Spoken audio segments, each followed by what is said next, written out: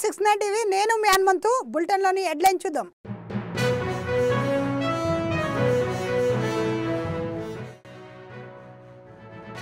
దేవుని కడపలో జరుగుతున్న మహానాడు చారిత్రాత్మక సృష్టించబోతుంది. పార్టీ జెండా మోస్తున్న కార్యకర్తల వల్లే విజయం సాధ్యమన్న చంద్రబాబు.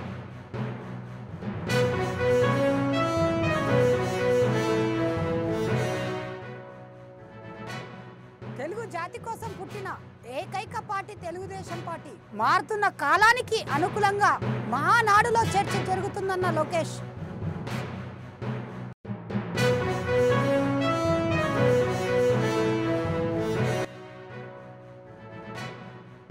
నర్సాపురం విశిష్ట గోదావరి తీరాన యోగ సందడి కార్యక్రమంలో పాల్గొన్న కూటమి నేతలు, అధికారులు, స్థానికులు.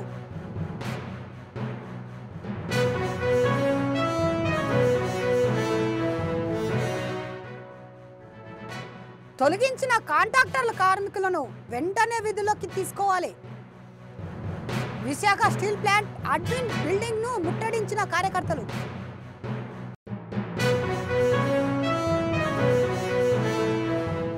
ఇక డీటెయిల్స్ లోకి వెళ్తే, దేవుడి కడపలోనే జరుగుతున్న ఈ మహానాడు చారిత్రాత్మక సృష్టించబోతుందని టీడీపీ అధినేత చంద్రబాబు నాయుడు అన్నారు. ఈ మహానాడు దిశ నిర్దేశిస్తుందని తెలిపారు. కడపలోని మహానాడు ఆటహస్యంగా ప్రారంభమైందని ఈ సందర్భంగా చంద్రబాబు ప్రసంగించారు.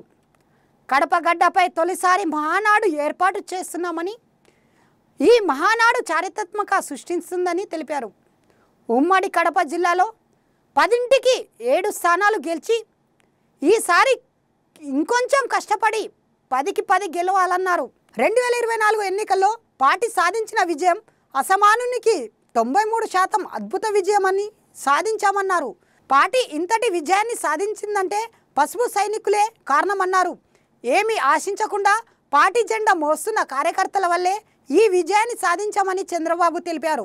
మహానాడుల వేలాది మంది ప్రతినిధులతో మంచి చెడులు, విధానాలు, ఆలోచనలు చర్చించుకునే ఏకైక పార్టీ తెలుగుదేశం. ప్రతిపక్షంలో ఉన్న, అధికారంలో ఉన్న మహానాడు అంటే అదే జోరు, అదే హోరు.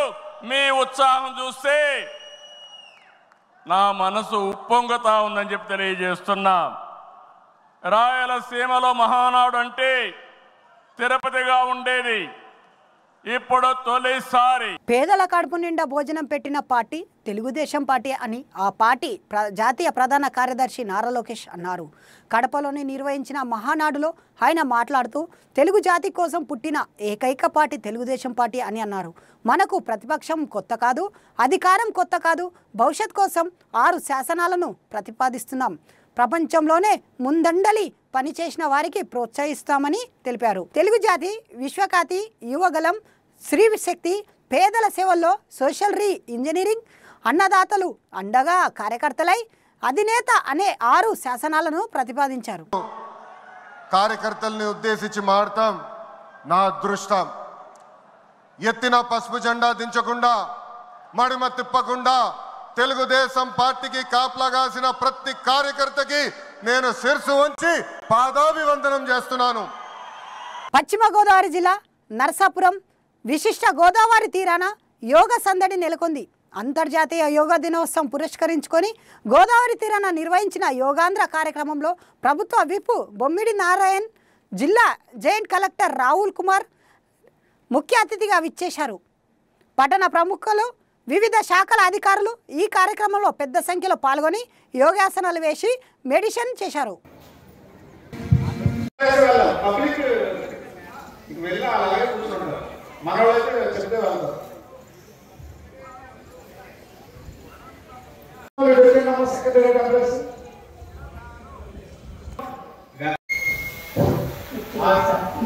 తెలిసి ఉంటుంది, మీరు శ్వాస చేస్తున్నప్పుడు మీ గుర్తు దగ్గర ఒక బాడీ అంతా కూడా చాలా కూల్ అవుతుంది. అబ్జర్వ్ చేయండి ఇంటికి వెళ్ళిన తర్వాత. మన సెక్రటరీ కాంప్లెక్స్, మున్సిపాలిటీ కానీ, రోడ్లు కానీ అందరూ కూడా ఈ లలితమ్మ ఘాట్ వైపు మీరు ఇటు వచ్చే అందరూ 2, 3, 4 5, 6, 7, 8, 16, 17, 18, 19, 20. కూడా మన మెదడు మనస్సు రెండు కూడా చాలా ప్రశాంత స్థితికి వస్తాయి విశ్రాంతిగా.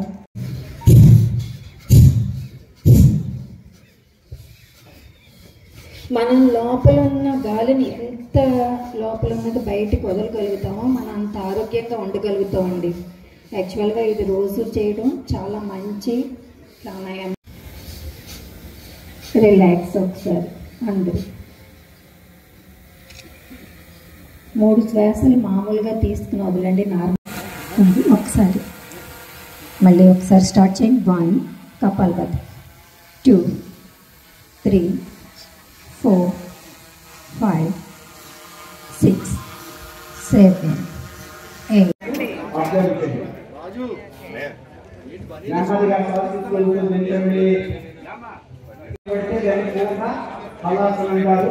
ఇది అర్ధ లైట్గా, ఇది అర్ధ శలభం, అర్ధ హలాసనం.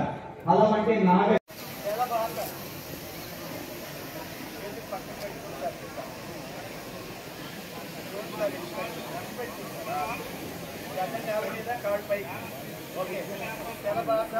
తర్వాత ఎడం చెయ్యి వెనక్కి, 2 పాదాలు పట్టుకోవాలి, వెనక్కి బ్యాక్ బెండ్ అవ్వాలి. దీన్ని పూర్ణ ఉష్ట్రాసనం.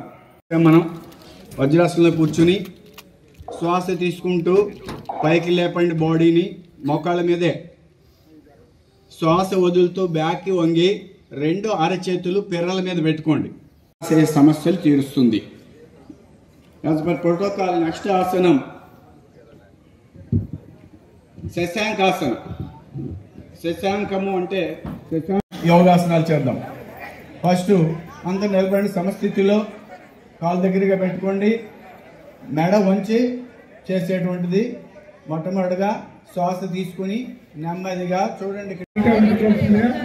భీమవరం నుంచి విచ్చేసిన శ్రీ గోపాల్ శర్మ గారు యోగేంద్ర ఈ యోగా ఆనందోటి కార్యక్రమాన్ని ప్రారంభించగా కోరుతున్నాను. దయచేసి అటు నుంచి వస్తున్న వారు ఆ యొక్క మ్యాట్లో కూర్చోవాలి, అక్కడే కూర్చోవాలి, ఇక్కడ కాదు, అలా వరుసగా.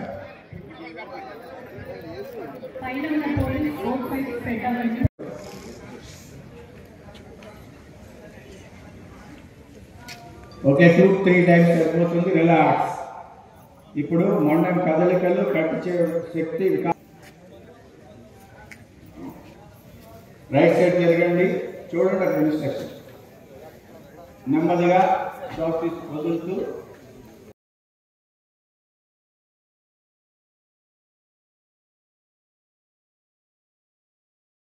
పాదాలు పక్కన, పాదాలు ముందు పెట్టండి. వంగపోతే మనం ఎంతవరకు చేయగలిగితే బాడీ సహకరిస్తుందో అంతవరకే చేయండి. అలాని నిర్లక్ష్యం చేయకండి. సమాంతరంగా ఉండాలి. శ్వాస విడుస్తూ చేతులు కిందకు తీసుకురావాలి నెమ్మదిగా. ఇది చేయాలా. మళ్ళీ శ్వాస తీసుకుంటూ పైకి లేవండి, నెమ్మదిగా రిలాక్స్, చేతులు దించేయండి. ఇప్పుడు కుడివైపు శ్వాస తీసుకుని మీ చెవిని, కుడి చెవిని కుడి భుజానికి ఆనించండి. ఒకసారి 2 కాళ్ళు పాదాలు ముందానికి కలపండి. పాదాలు పక్కన, పాదాలు ముందు పెట్టండి. వంగపోతే మనం ఎంతవరకు చేయగలిగితే బాడీ సహకరిస్తుందో అంతవరకే చేయండి. అలాని నిర్లక్ష్యం చేయకండి.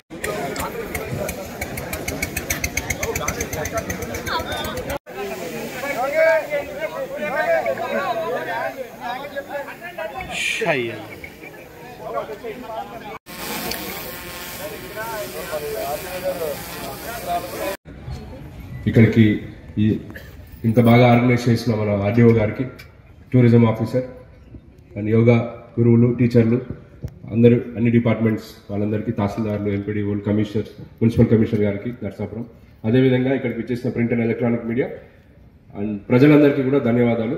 ఇందాక నేను చెప్పినట్టు దీని ముఖ్య ఉద్దేశం ఆనరబుల్ సీఎం గారు ఏదైతే కాల్ ఇచ్చారో, ఈ నెల రోజులు కూడా మనం యోగాని ప్రజల్లోకి తీసుకెళ్ళాలి. ప్రజలకి యోగా గురించి, దాని యొక్క ఆరోగ్యం మీద ఉన్న మంచి ఎఫెక్ట్ మీద ప్రజల్లోకి బాగా తీసుకెళ్లాలన్న ఉద్యమం లాగా చేయాలని చెప్పేసి ఆయన చెప్పిన ఇన్స్ట్రక్షన్స్ ప్రకారము ఇలా చేయడం జరుగుతుంది. నెల మొత్తం కూడా ప్రజల్లోకి యోగాని తీసుకెళ్ళడం జరుగుతుంది. అదేవిధంగా టూరిజంని కూడా మనం ప్రమోట్ చేసుకోవాలి. యోగాని టూరిజం ప్లేసెస్లో చేస్తే అది వరల్డ్ వైడ్, ఎందుకంటే international yoga day, it's not Indian yoga day, it's international yoga day. Yoga అనేది ఇంటర్నేషనల్గా యాక్సెప్ట్ చేయబడిన ఒక ప్రాసెస్ కాబట్టి దీన్ని మనం ప్రపంచం వ్యాప్తంగా మన టూరిస్ట్ డెస్టినేషన్స్ తీసుకెళ్లాలని చెప్పి ఉద్దేశంతో మన హానరబుల్ సీఎం గారు మీ జిల్లాలో ఉన్న 4 ప్లేసెస్ చేయమని చెప్పారు. మనం ఫస్ట్గా ఈ 27వ తేదీన వలందర్ రేవు గోదావరి గట్టు మీద చేయడం జరుగుతుంది. తరువాత 3వ తేదీ మనము పెనుగొండ అమ్మవారి సమక్షంలో చేయడం జరుగుతుంది. తర్వాత 9వ తేదీ మళ్ళీ ఇదే నియోజకవర్గంలో మొగల్తూరు మండలం పేరుపాలెం బీచ్లో మనము పెద్ద ఎత్తున చేయడానికి ఈ కార్యక్రమం కూడా చేస్తున్నాము. అదేవిధంగా 16వ తేదీ అల్లూరి సీతారామరాజు స్టాచ్యూ ఏదైతే మన హానరబుల్ ప్రధానమంత్రి గారు ఇనాగ్రేట్ చేశారో భీమవరంలో, ఆ స్టాచ్యూ దగ్గర రోడమ్మని కూడా మనం చేయడం జరుగుతుంది. ఇది కాకుండా 19వ తేదీ జూన్ 19వ తేదీ మనము డిఎన్ఆర్ కళాశాలలో ఇక్కడ కూడా వైఎన్ కళాశాల స్పోర్ట్స్ పర్సన్స్ అథ్లెట్ గ్రూప్స్ అని ఒక థీమ్ బేసిస్లో ఆట ఆడుతున్న ప్రతి వ్యక్తిని కూడా ఆ రోజు పిలిపించి యోగా చేయడం జరుగుతుంది. దాదాపు 5 నుంచి 6 వేల మంది మనం ఆ రోజు యోగా చేసి ఒక రికార్డుగా మనం చేయాలని చెప్పి ఆశిస్తున్నాను. సో అందరూ కూడా ఈ యోగా అనేది నెల రోజు. మాజీ మంత్రి వైఎస్ఆర్ కాంగ్రెస్ పార్టీ జిల్లా అధ్యక్షుడు కొంకిని గోవర్ధన్ రెడ్డి పోలీసులు నెల్లూరు సెంటర్ జైలుకు తరలించారు. పకడ్బందీ పోలీసుల బందోబస్తుల మధ్య ఆయనకు సెంట్రల్ జైలుకు తీసుకెళ్లారు. 14 రోజులు ఆయనకు న్యాయస్థానం రిమాండ్ విధించింది సంగతి తెలిసిందే. సెంట్రల్ జైలు వద్దకు వైఎస్ఆర్ నేతలు కార్యకర్తలు పెద్ద ఎత్తున తరలివచ్చారు.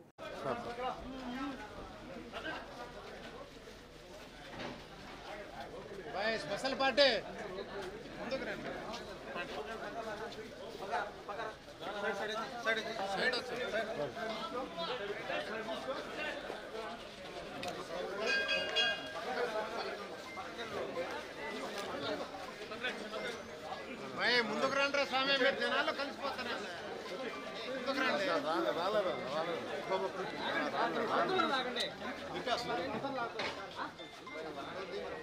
పోలేదు నేను.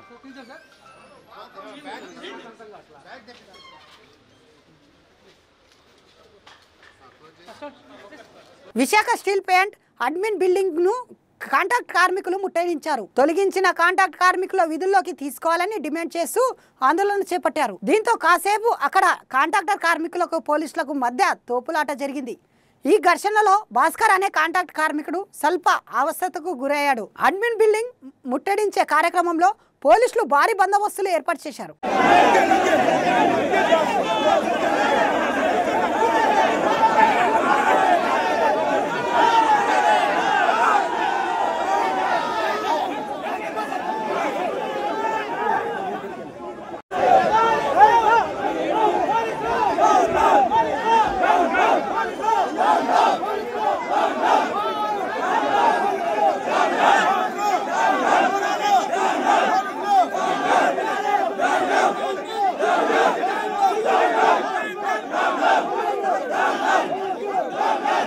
అభివృద్ధి పనులను అడ్డుకుంటున్నారంటూ హైదరాబాద్ రామంతపూర్ కార్పొరేటర్ శ్రీవాణి వెంకటరావు ఇంటి వద్ద బాలకృష్ణ నగర్ కాలనీ వాసులు నిరసన దిగారు.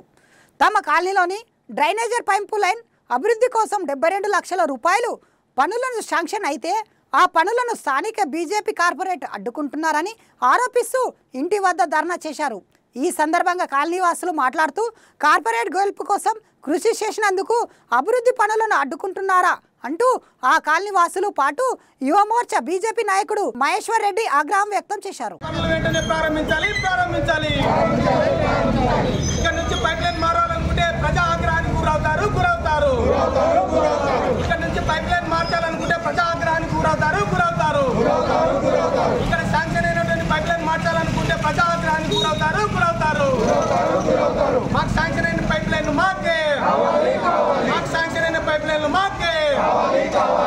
మరి బాలకృష్ణ నగర్లో అధికారికంగా శాంక్షన్ అయినటువంటి ఈ పైప్ లైన్లను ఎందుకు ఆపదలుచుకున్నారని చెప్పేసి ఈరోజు మేము ఇక్కడ నిరసన తెలియజేయడానికి వచ్చేసాం.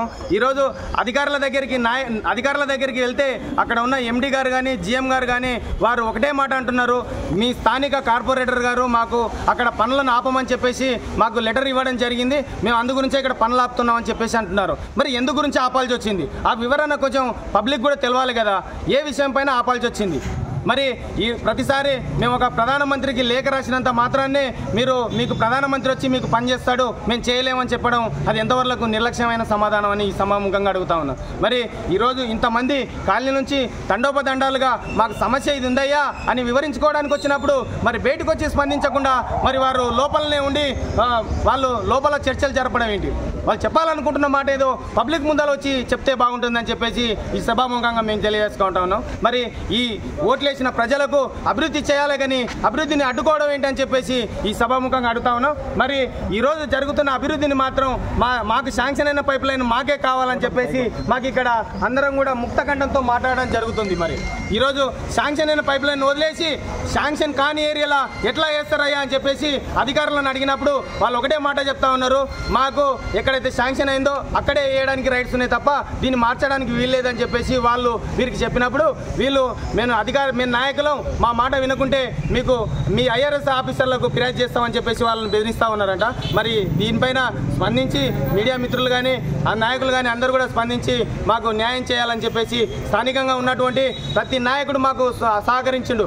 ఈరోజు మాజీ ఎమ్మెల్యే ఎన్విఎస్ఎస్ ప్రభాకర్ అన్న గారు, ఇప్పుడు ప్రజెంట్ ఎమ్మెల్యే శ్రీ బండారి లక్ష్మారెడ్డి గారు, అదేవిధంగా కాంగ్రెస్ పార్టీ ఇన్ఛార్జి మందమల్ల పరమేశ్వర రెడ్డి గారు, అదేవిధంగా మొన్న ఎంపీ గారు ఈటల రాజేందర్ గారు, వీరందరి సహకారంతో ఈరోజు మాకు శాంక్షన్ అయిన డ్రైనేజ్ పైప్ లైన్ను మరి మీరు ఉద్దేశపూర్వకంగా ఆపడం వల్ల మీకు మీ ఉద్దేశం ఏమిటని చెప్పేసి అడుగుతా ఉన్నాం.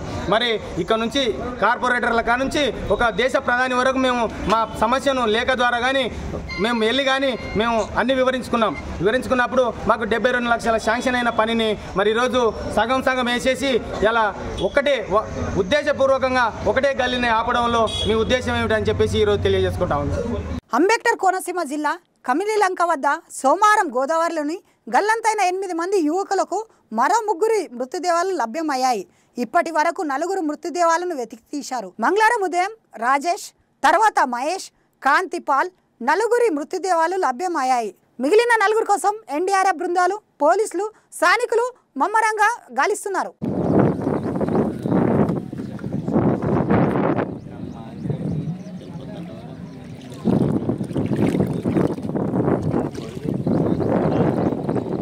మా చెప్పులు ఉన్నాయా పోయా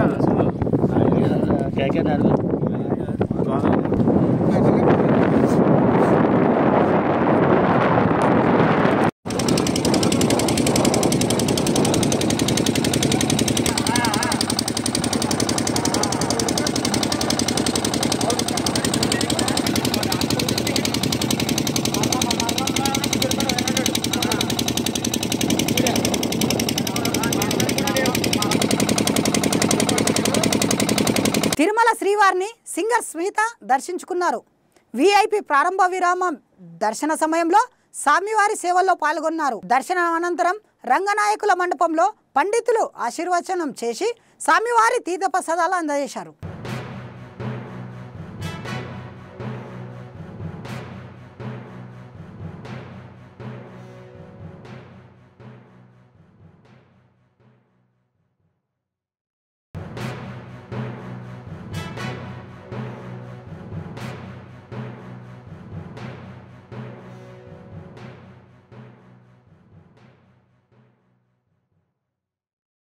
బులెటిన్ ముగించే ముందు హెడ్లైన్ మరోసారి.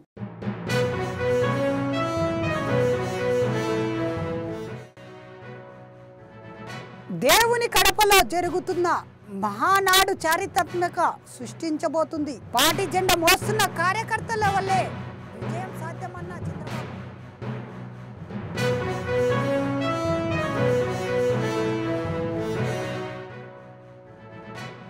తెలుగు జాతి కోసం పుట్టిన ఏకైక పార్టీ తెలుగుదేశం పార్టీ. మారుతున్న కాలానికి అనుకూలంగా మహానాడులో చర్చ జరుగుతుందన్న లోకేష్.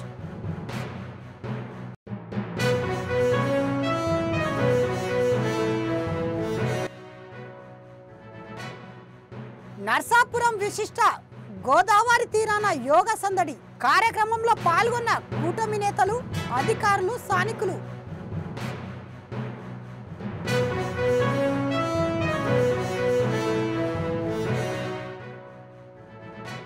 తొలగించిన కాంట్రాక్టర్ల కార్మికులను వెంటనే విధుల్లోకి తీసుకోవాలి. Visakha steel plant admin building ను ముట్టడించిన కార్యకర్తలు.